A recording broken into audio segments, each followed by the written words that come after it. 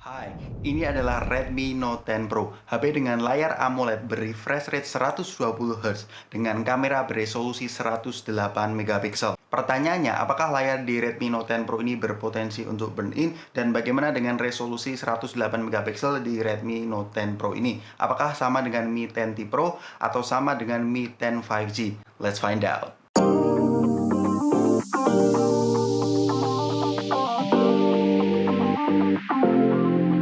Hal yang pertama yang saya suka di Redmi Note 10 Pro ini adalah desainnya. Ini terlihat elegan, no debat. Ini walaupun ada bump kameranya, kalian jangan khawatir kalau dipakein case. Ini cukup melindungi dan bagian belakangnya ini terproteksi oleh Corning Gorilla Glass versi kelima. Artinya ini glass dan untuk beratnya ini tergolong ringan di kisaran 198 gram. Walaupun hampir 200 gram, bodinya tipis ini membantu HP ini terasa ringan dan enak di saku ya. Untuk bagian depannya ini adalah nilai jualan utama dari Redmi Note 10 Pro ini menggunakan desain punch hole display. Salah satu yang paling kecil punch hole displaynya dengan layar berpanel AMOLED berefresh rate 120 Hz. Dan bagi kalian yang belum tahu, layar AMOLED itu memang ada urutannya. Urutan terendah adalah AMOLED, kemudian disusul oleh Super AMOLED, lalu paling tinggi kelasnya itu Dynamic AMOLED. Dan ketika saya mengecek manufaktur yang digunakan di layar Redmi Note 10 Pro ini terbuat dari Samsung berjenis A4. Ini memang bukan layar yang digunakan di seri-seri flagship, tetapi ini wajar ya di harga 3 jutaan ini. Dan setelah saya mencari-cari fitur apa yang dihilangkan di layar AMOLED Redmi Note 10 Pro ini tidak mendukung DC dimming. Dan bagi kalian yang belum tahu, DC dimming itu adalah pada dasarnya berfungsi mengontrol kecerahan layar dengan memvariasikan daya yang disuplai ke layarnya. Jadi pada tingkat kecerahan yang rendah, biasanya terdapat efek flicker yang cukup besar. Sehingga ketiadaan DC dimming ini mungkin menjadi salah satu hal yang deal breaker bagi sebagian orang. Tetapi kabar gembiranya, selama saya menggunakan HP ini kurang lebih 1 minggu, ini memang tidak ada masalah yang berarti ya di Redmi Note 10 Pro ini. Ini saya puas banget dengan kualitas layar dari Redmi Note 10 Pro ini. Ini untuk kontrasnya, viewing angle, bahkan akurasi warnanya ini karakteristik dari AMOLED memang lebih memberikan pengalaman yang imersif ya dibandingkan dengan IPS. Jadi saya kasih nilai 9 dari 10 untuk layarnya. Dan ngomongin soal burn-in, mungkin bagi kalian yang penasaran soal burn-in di layar AMOLED, ini memang sebenarnya sejatinya secara teknis ini bisa terjadi di layar AMOLED jika dibandingkan dengan layar IPS. Karena LED warna biru yang ada di AMOLED itu memiliki efisiensi cahaya yang lebih rendah daripada piksel merah dan hijau. Ini berarti bahwa LED biru perlu digerakkan pada arus yang lebih tinggi untuk mencapai kecerahan yang sama dengan warna merah dan hijau. Tapi jangan khawatir teman-teman, untuk layar AMOLED, tidak semua layar AMOLED memiliki kasus yang sama. Tetapi untuk mendapatkan umur yang lebih panjang di layar AMOLED, memang ada treatment-treatment yang kalian bisa lakukan. Salah satunya kalian jangan mengeset brightness di 100%, ini agar pixelnya itu tidak terforsir. Ini 50-60% menurut saya sudah capable ya, udah bisa kita konsumsi untuk keseharian. Dan kemudian cara lain adalah sering-seringlah mengganti wallpaper. Kemudian untuk output dan inputnya ini lengkap banget. Ini di bagian kanan ada volume rocker dan power button yang menyatu dengan fingerprint. Ini responnya cepat banget. Sedangkan di bagian atas ini ada speaker grill dan ada 3,5 mm headphone jack. Di bagian bawah ini ada USB Type-C dan another speaker grill. Dan di bagian kiri ini ada SIM tray yang mendukung dual SIM plus micro SD. Dan jangan lupa ini belum mendukung 5G ya. Dan untuk sertifikasinya, karena ini upper mid range, ini memang ada beberapa fitur-fitur tambahan seperti ini sudah mendukung NFC dan IP53. Dan untuk haptic feedbacknya ini mantep banget ya. Ini haptic feedbacknya menurut saya salah satu yang terbaik di upper mid range. Kemudian untuk softwarenya ini mendukung MIUI 12 dengan Android 11 ya. Ini singkat saja kita akan membahas fitur-fitur yang menurut saya cukup bagus. Salah satunya adalah dual space dan dual apps, dan ada floating window juga, jadi kalian bisa multitasking dengan leluasa di Redmi Note 10 Pro ini. Untuk spesifikasinya ini mendukung Qualcomm Snapdragon 732G, ini persis dengan Poco X3 NFC. RAM-nya ada 2, 6, dan 8 GB. Untuk internal storage-nya ini ada 128 GB, dan kemudian untuk baterainya ini mendukung 5020 mAh.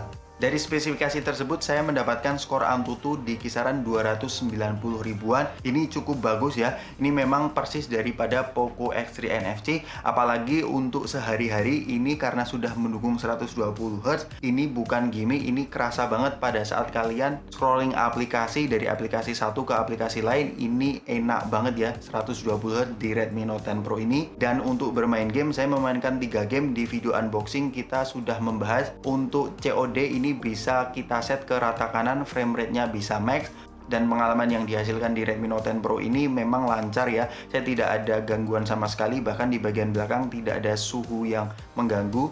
Kalau untuk PUBG ini belum mendukung grafik ekstrim, tetapi udah mendukung smooth ultra. Pengalamannya sama, ini nyaman banget. Responsivitas dan flickeringnya ini enak. Dan untuk game terakhir yaitu Genshin Impact, ini memang bisa kita set ke FPS 60, tetapi cepat panas. Kalau kita set ke FPS 60, saya menyarankan teman-teman untuk set ke FPS 30 saja, dan grafiknya low untuk mendapatkan stabilisasi performa dan frame drop yang minim ya di Redmi Note 10 Pro ini. Tetapi secara overall untuk performanya 732G ini no compromise. Kalau untuk performa baterainya di 5020 mAh ini jelas saya bisa menggunakan seharian. Ini screen on time-nya di refresh rate 120 Hz ini bisa mencapai 6-7 jam. Ini cukup impresif juga karena layarnya AMOLED ini juga bisa lebih hemat dan lebih efisien juga. Ada dukungan always on display juga. Dan untuk pengisian chargingnya ini sudah cepat. Ini 33 watt dari 0 sampai 100 ini kurang lebih 1,5 jam. Sehingga untuk baterainya saya tidak ada komplain sama sekali di Redmi Note 10 Pro ini. Kemudian untuk kameranya ini mendukung quad kamera setup dengan resolusi 108 megapiksel untuk lensa utamanya. Untuk lensa ultrawide-nya ini 8 megapiksel, untuk telemakronya 5 megapiksel plus autofocus. Untuk lensa terakhir yaitu 2 megapiksel untuk lensa depth. Sebelum kita ngomongin hasil kameranya, kita ngomongin dulu user interface di kamera Redmi Note 10 Pro ini. Di sini kalian bisa menggunakan mode Pro atau manual baik foto dan video, dan ada mode RAW-nya kalau kalian pencet di kanan atas ini. Untuk para editor foto ini cocok banget ya. Kemudian kalau kita geser ke kanan ini ada mode portrait-nya, dan menu more-nya ini lengkap banget ya. Ada night mode 108 megapiksel, slow motion, time lapse, dual video, long exposure, dan yang terakhir ada mode clone-nya. Untuk hasil fotonya ini cukup detail ya Redmi Note 10 Pro ini thanks to 108 megapikselnya. Tetapi ada 3 hal yang perlu kalian tahu. Yang pertama, untuk resolusi 108 megapiksel ini bukan sensor yang sama dengan versi flagshipnya. Salah satu buktinya adalah aperture-nya ini lebih tinggi, sehingga sensor yang digunakan itu otomatis lebih kecil.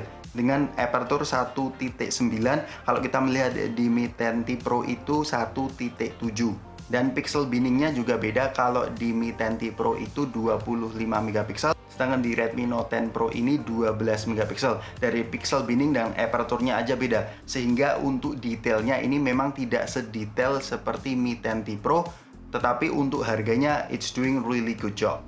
Dan hal kedua, ketika kalian mengaktifkan 108 megapiksel, ini ada shifting color-nya, jadi lebih terkesan kuning-kuning ya, atau warm. Dan konsekuensi selanjutnya, di mode 108 megapiksel ini untuk file yang dikonsumsi ini lebih besar, kurang lebih 2 kali lipatnya. Dan untuk ultrawide-nya ya cukup lah, dengan 8 megapiksel ya seperti ini. Dan lensa favorit saya yang kedua adalah telemakronya, 5 megapiksel ini cukup tajam, ini juga mendukung autofocus juga. Kemudian untuk night mode-nya di Redmi Note 10 Pro ini sedikit butuh waktu ya pada saat kita mengambil fotonya, tetapi hasilnya is not that bad lah. Dan saya penasaran banget dari hasil 108 megapiksel di Redmi Note 10 Pro ini, apakah bisa mengalahkan Poco X3 NFC. Kita nanti akan membuat videonya, dan bagi kalian yang penasaran dengan instastory dari kedua HP ini, kalian bisa join di Instagram saya @dimaswahyuka, langsung saja join, dan kalau bisa follow juga untuk mendapatkan informasi pergadgetan terbaru. Lanjut. Halo guys, ini adalah salah satu fitur dual video di Redmi Note 10 Pro. Menurut kalian bagaimana kualitasnya dual videonya?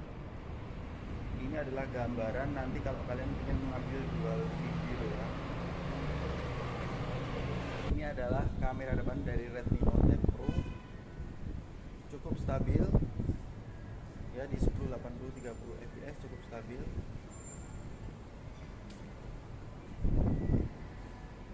Stabil banget, dan hasilnya tetap blown out ya kalau kita pencet di bagian situ itunya. Nah, ini underexpose, jelas itu normal ya. Ini menyesuaikan dari objek terdekatnya sih.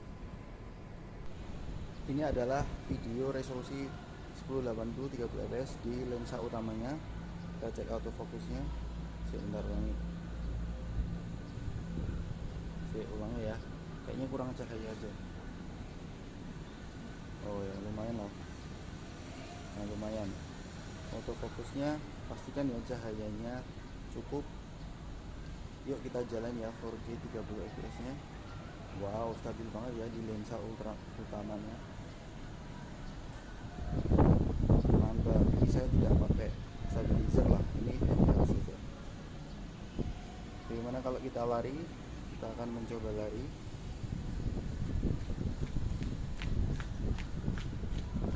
Ini adalah resolusi 1080 60 fps. Kita cek autofocusnya.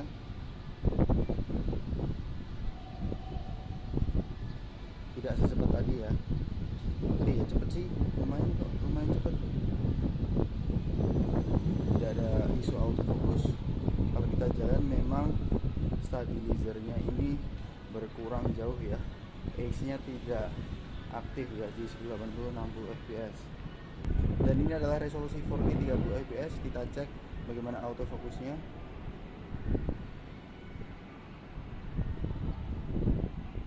It's doing very good job. Lalu kita jalan terlebih dahulu. Ini memang paling stabil jujur ya di 1080 30 fps ya. Memang paling pas ya teman-teman kalau mau memaksimalkan stabilizernya.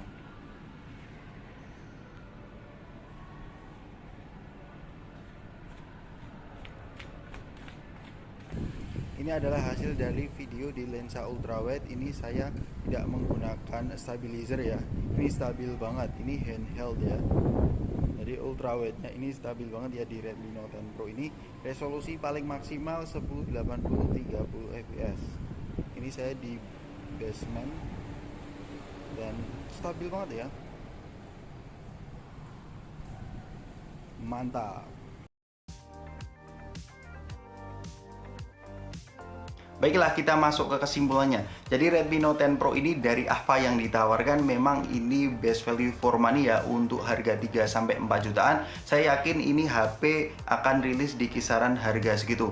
Nanti untuk harga resminya saya taruh di pin komen di bawah, kalian nanti bisa cek. Dan untuk apa yang ditawarkan di Redmi Note 10 Pro ini memang perubahannya cukup signifikan ya dari segi layarnya, dari segi performa dan kameranya ini yang sudah mendukung 108 megapiksel dengan segala kekurangan yang saya sebutkan tadi. Jadi ini menjadi salah satu HP rekomendasi dari Diwi Gadget di kisaran harga 3-4 jutaan. So, bagaimana menurut kalian Redmi Note 10 Pro ini? Kasih tahu saya di kolom komentar di bawah. Kalau kalian penasaran bagaimana dengan Redmi Note 10 Pro ini jika diversuskan tunggu dulu bentar. Mana ya? Nah, Poco X3 NFC ini. Jadi nanti kita akan membandingkan kedua HP ini, siapa yang lebih baik. So, stay tune di channel Diwi Gadget ini. Terima kasih bagi kalian yang nonton videonya sampai akhir. Dan terima kasih bagi kalian yang sudah subscribe channel Diwi Gadget ini. Sampai ketemu di video selanjutnya. Peace out.